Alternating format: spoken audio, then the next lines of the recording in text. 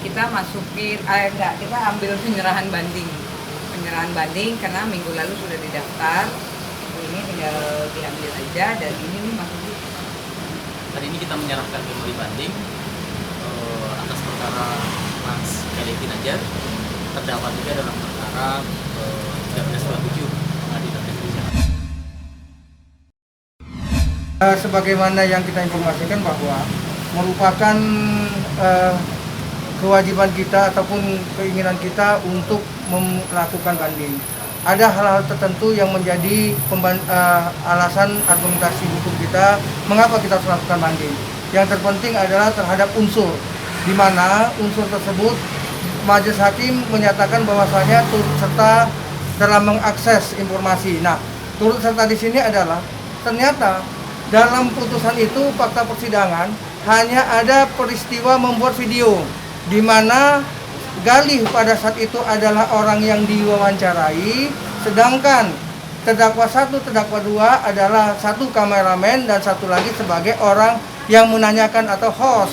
Artinya perbuatan itu hanya diketahui pada saat video saja. Berdasarkan keterangan saksi ahli bidang ITE pada perkara ini menyatakan bahwasanya perbuatan itu adalah mengakses. Artinya tanpa diakses ke publik, maka perbuatan tidak pidana ini tidak pernah ada. Artinya Galih itu bukan sebagai pelaku. Dan yang kedua, tidak bisa dibuktikan siapa sebenarnya yang mengakses.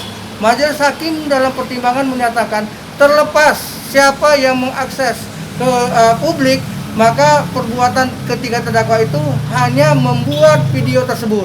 Sehingga secara fakta hukum tidak bisa dikatakan orang yang mengakses ke publik. Itu yang kita bilang pertama kekeliruan oleh majelis. Yang kedua terhadap kerugian.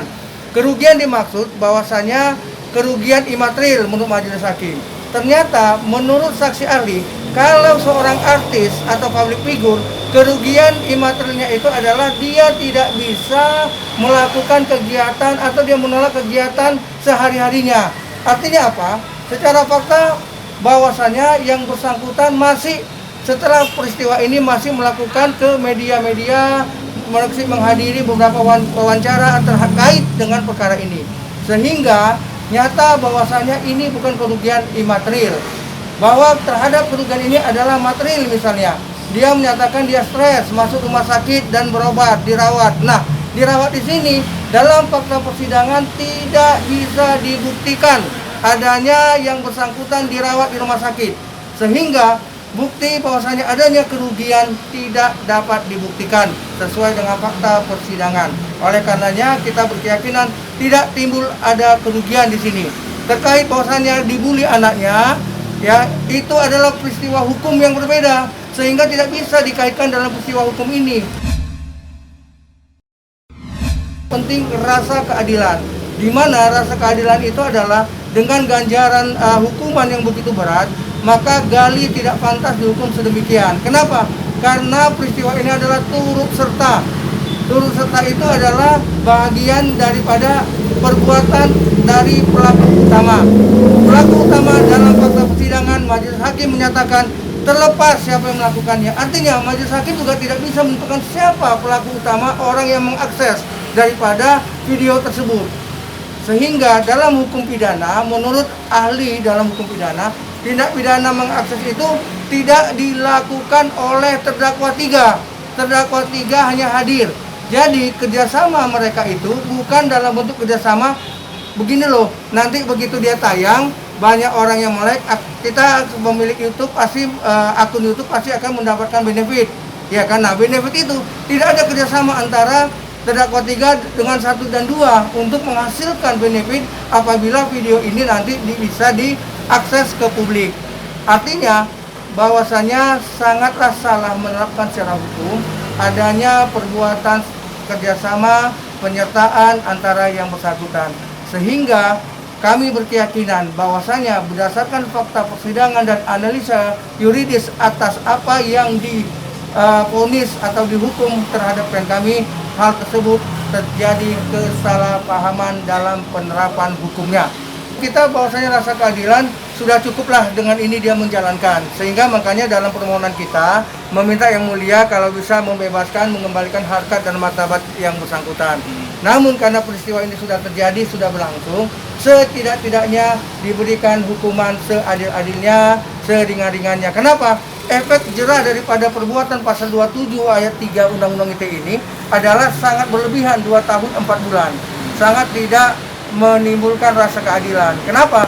Dengan sekarang ini 9 bulan dia berada di dalam tahanan, dalam penjara, itu merupakan harkat dan martabat dia, kehidupan dia sudah tersandra daripada peristiwa ini. Oleh karenanya menurut kami sepantasnya sudah dinyatakan karena dalil ataupun putusan majelis hakim terhadap orang yang mengakses itu bukan dia, maka lepaskanlah beliau dan kembalikanlah dia kepada posisi harkat dan martabatnya sesuai dengan yang berlaku secara umum. Bahwasanya kita berkeyakinan pertama dia harus dilepaskan karena pasal itu kan dia tidak melakukan mengakses. Nah, itu dia utama. Kalaupun dipaksakan orang, oh ya yang penting kalau nggak ada video dulu, ini nggak ada tindak pidananya, oke lah kalau begitu. Nah, beliau kan sudah menjalankan 9 bulan, artinya ya sudahlah selesaikan putusan bahwasanya telah menjalankan 9 bulan atau 10 bulan sehingga harkat martabatnya dia bisa kembali menata hidupnya seperti itu dia.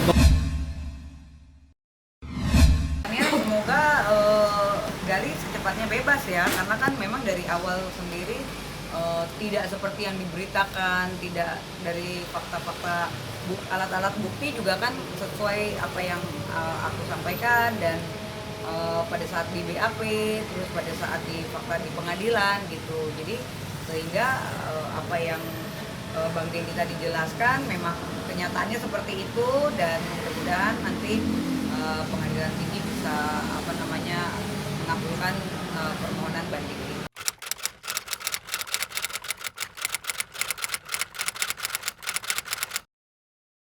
Jadi jangan lupa untuk subscribe Cumi Cumi. Ditekan ya tombol lonceng merahnya.